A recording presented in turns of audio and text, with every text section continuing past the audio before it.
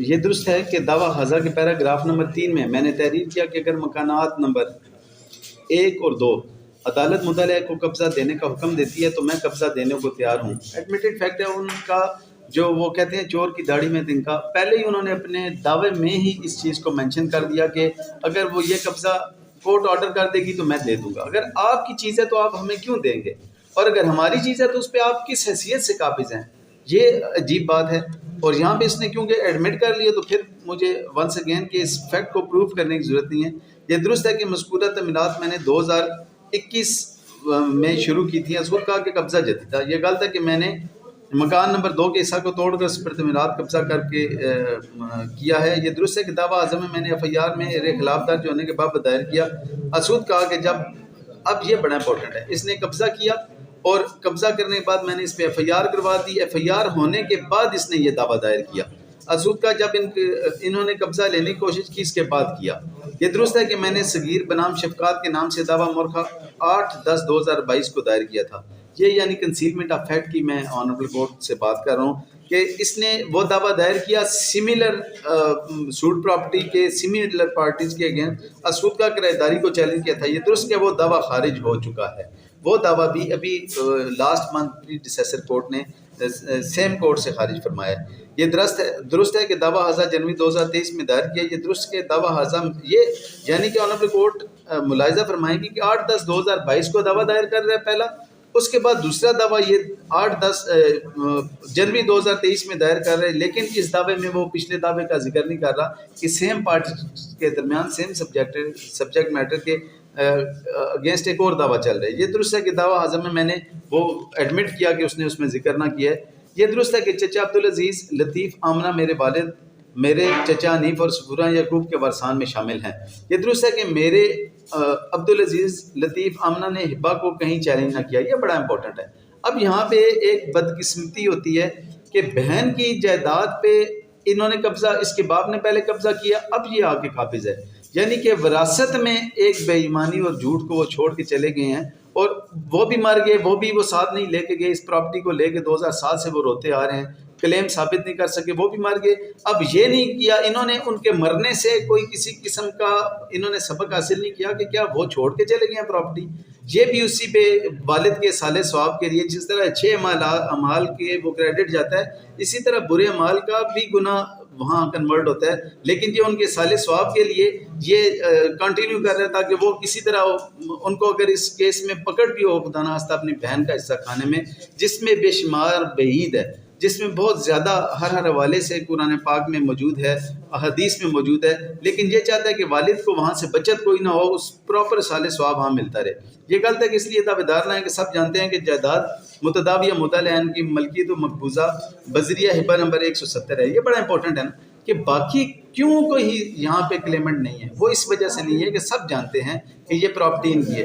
یہ درست ہے کہ جائیداد متداویہ کا قبضہ بھی مندرجہ بالا افراد میں سے کوئی دعوے دار نہ ہے۔ یہ غلط ہے اس لیے دعوے دار نہ ہے کیونکہ اس طرح کی کوئی جائیداد وراثت میں آتی ہی نہ ہے۔ اب حیرت کی بات ہے کہ صرف اسی کو احساس ہے کہ وراثت میں حصہ اور اسی کی جگہ بنتی ہے، باقی وہ درجنوں لوگ وہ اس لیے نہیں کہ انہیں پتہ ہے کہ یہ کوئی کلیم ہے نہیں۔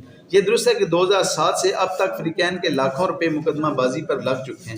یہ بڑا امپورٹنٹ ہے۔ یہاں پہ میں نے آنریبل کورٹ کو اسپیشل کاسٹ کے حوالے سے آرڈر 30 جو سیکشن 35 CPC ہے، اس میں اس سے پہلے تو یہ تھا کہ 25,000 تک فائن کیا جا سکتا تھا فالس لٹیگیشن کے متعلق۔ PLT 2010 میں یہ ڈٹرمن کیا گیا، اس میں ہیلڈ فرمایا، اور اس کے بعد یہ امینڈمنٹ ہوگی کہ اب 1 لاکھ روپے تک جرمانہ آنریبل کورٹ فرما سکتی ہیں۔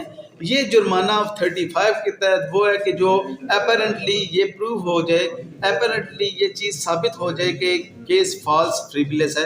میری ہمبل سبمیشن یہ ہے کہ یہ تمام اس سے پہلے کا جتنا اس کا موقف تھا، اس سے پہلے کے جتنے کیسز تھے، اس سے پہلے 2 کورٹس ان پہ فائن کر چکی ہیں۔ اب میری ہمبل سبمیشن یہ ہے کہ 2 طرح کے فائنز آنریبل کورٹ اس میں ان پہ ڈالے۔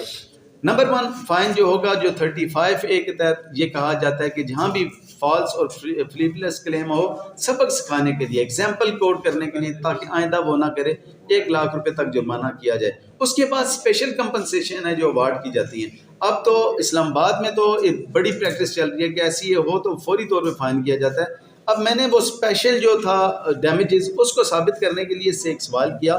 یہ درست ہے کہ 2007 سے اب تک فریقین کے لاکھوں روپے مقدمہ بازی پر لگ چکے ہیں؟ آگے سے اس نے جواب دیا جی مقدموں میں پیسے تو لگتے ہیں. یہ غلط ہے کہ میری جھوٹی اور بے بنیاد مقدمات کی وجہ سے مدعی کو لاکھوں کا مالی نقصان ہوا. یہ درست ہے کہ شفقات یوکے میں مقیم ہے. یہ غلط ہے کہ ان کے یوکے میں رہائش پذیر ہونے کی وجہ سے میں اس کی وراثتی جائیداد پر بدنیتی سے قابض ہوں. یہاں پہ آنریبل کورٹ کو کمپیریزن بتانا چاہوں گا دو فیملیز، دو سیٹس کے درمیان، دو پارٹیز کے درمیان. ایک طرف ایک پی ایچ ڈی پڑھے لکھے لوگ وہاں پہ موجود ہیں جن کی ساری فیملی پڑھی لکھی اور یوکے میں سیٹلڈ ہے، اور ان کو اس چھوٹے سے مکان سے کوئی فرق نہیں پڑتا. ایک طرف ایک رکشہ ڈرائیور جو پاکستان میں یہاں پہ اٹھتا ہے، آگے کسی وکیل کو 10-20 ہزار دیتا ہے، اور بے ایمانی کی انتہا اب ہمارے اینڈ پہ بھی یہ آتی ہے کہ ہم بھی سکروٹنی نہیں کرتے کہ کیا یہ بندہ رائٹ پہ ہے یا نہیں، اور ہم بھی حرام کمائی چلے جا رہے ہیں اور بالکل نہیں دیکھتے. حالانکہ اگر کوئی بھی وکیل اسے شٹ اپ کال دے دیتا کہ آپ کا نہیں بنتا تو شاید یہ کلیم نہ کرتا، لیکن یہاں سے 10-20 ہزار دے کے وہ بندے وہاں پہ جو بیٹھے ہیں. اب میں آنریبل کورٹ کو ایٹ دی بار ایک بات اسسٹ کرنا چاہتا ہوں، وہ یہ ہے کہ میرے کلائنٹ کو اس پراپرٹی اتنی ویلیو نہیں جتنا آج تک وہ وہاں پہ بیٹھ کے پیسہ لگا چکا ہے. فرق کیا ہے کہ اس پراپرٹی میں اس کا بچپن گزرا ہے، یہ اس کا پلے گراؤنڈ ہوتا تھا، اس سے اس کی ماں کی یادیں جڑی ہوئی ہیں، اس ماں کی یادیں جڑی ہیں جنہوں نے ان بھائیوں کو پھولوں کی طرح بنا کے رکھا. یہ خستہ سے مکان ہے، اس میں ایشو کوئی نہیں ہے. ہم لوگ تو 2-3 سال کے بعد پاکستان میں آتے ہیں، کچھ دنوں کے لیے رہتے ہیں، ماں کی یادیں سمیٹتے ہیں اور واپس چلے جاتے ہیں. صرف یہ ہماری لالچ ہے. دوسری بات یہ ہے کہ آپ سے مانگ کے اگر کوئی لے لینا، سارا کچھ لے لے تو کوئی نہیں ہوتا، لیکن چھین کے تو کوئی کسی کو نہیں دینے دیتا. اور اس طرح کا ایک رکشہ ڈرائیور اٹھے اور اٹھ کے آ کے تنگ کرنا شروع کر دے.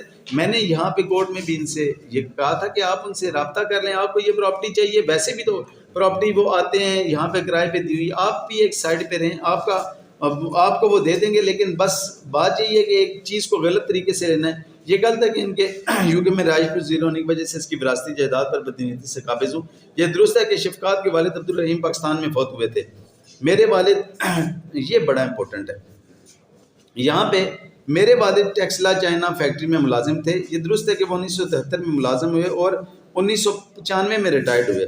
1973 اور 1995 کا یہ سارا ملازمت کا عرصہ میرے والد کو 1977-1978 کو کوارٹر ملا تھا. یہ کوارٹر واہ فیکٹری میں ملا تھا جو ٹیکسلا ہے، وہاں واہ فیکٹری میں. اس خود کہا کہ جتنا عرصہ ہم کوارٹر میں رہے، میرے چچا عبدالعزیز والے مکان میں نگرانی میں رہے، میٹر بھی ان کے نام پہ لگا ہے. اب یہ بڑا امپورٹنٹ ہے، یہاں پہ میٹر ان کے چچا میرے ماموں کے نام پہ لگا ہے. وہ یہاں پہ رہتے رہے ہیں، اس وقت ہم جب نہیں ہوتے تو یہاں پہ وہ رہتے تھے، وہ کسٹوڈین تھے. انہوں نے کوئی کلیم نہیں کیا ہوا، جن کا نام پہ میٹر لگا ہے انہوں نے، اور ہم نے بھی ان کو نہیں چھیڑا کہ وہ ہمارے ماموں ہیں، کہ ایماندار ایمان والے آدمی ہیں جنہوں نے کسی چیز کو چیلنج نہیں کیا اور ہماری ایمانت کو امانت سمجھ کے رکھا ہے.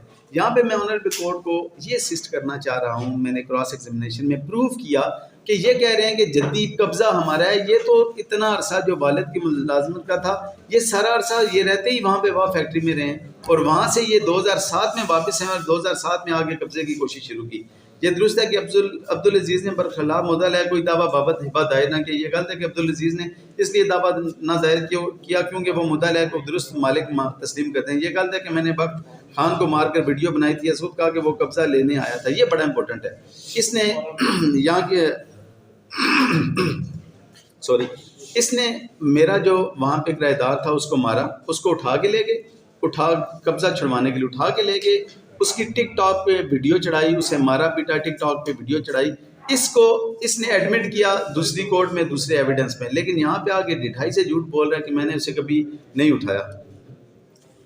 اسود کہا کہ وہ قبضہ لینے آیا تھا، انٹیلیجنس کا آفیسر بن کر آیا تھا، اس لیے لڑائی ہوئی تھی اور لوگوں نے ویڈیو بنائی. یہ درست ہے کہ میں نے برخلاف مختار خاص مدعا number Irfan number FIR number 69722 کی ایک اور FIR میرے اٹارنی سپیس نے کرائی. میرے دونوں اٹارنی سپیس نے ایک FIR کرائی، میرے کرایہ دار پہ FIR کروائی.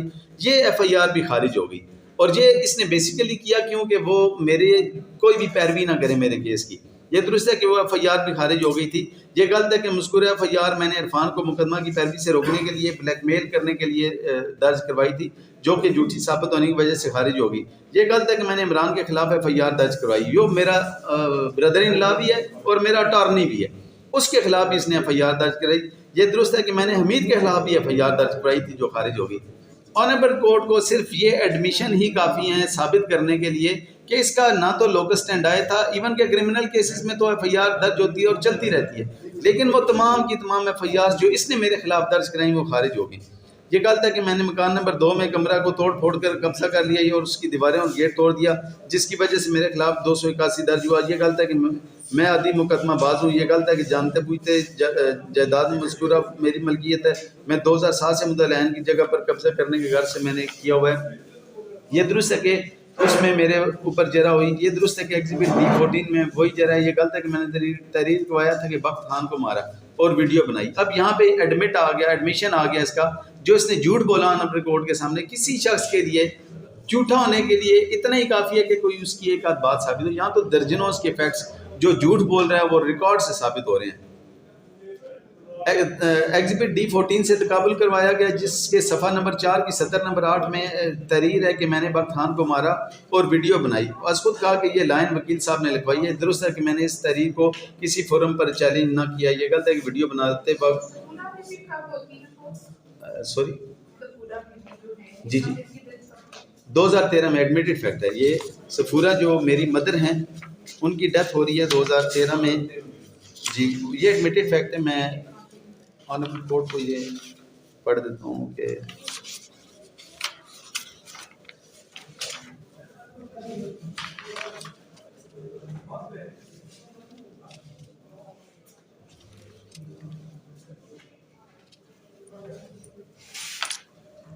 جی یہ پیج نمبر 5 ہے جرا کا.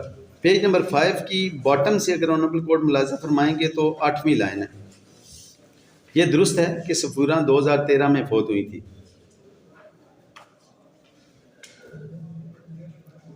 پیج نمبر 5 جی یہ ایڈمیٹڈ فیکٹ ہے. اس لیے وہ تو اب اس میں میری cross examination to the point رہی اور میں نے اس میں کوشش کی کہ تمام لیگل فیکٹس کو آنریبل کورٹ کے سامنے لاؤں. اب میری ہمبل سبمیشن یہ ہے کہ لاسٹ بٹ ناٹ لیسٹ میں نے اپلیکیشن فائل کی ہے آرڈر 7 رول 11 کی. وہ اگر آنریبل کورٹ ملاحظہ فرما لیں تو مجھے یہ جب آنریبل کورٹ ججمنٹ یا اپنا آرڈر لکھوائیں گی تو اس وقت یہ میری اسسٹنس میں بڑی آسانی ہوگی. صرف اپلیکیشن اگر ملاحظہ اپلیکیشن اگر نکال دیں.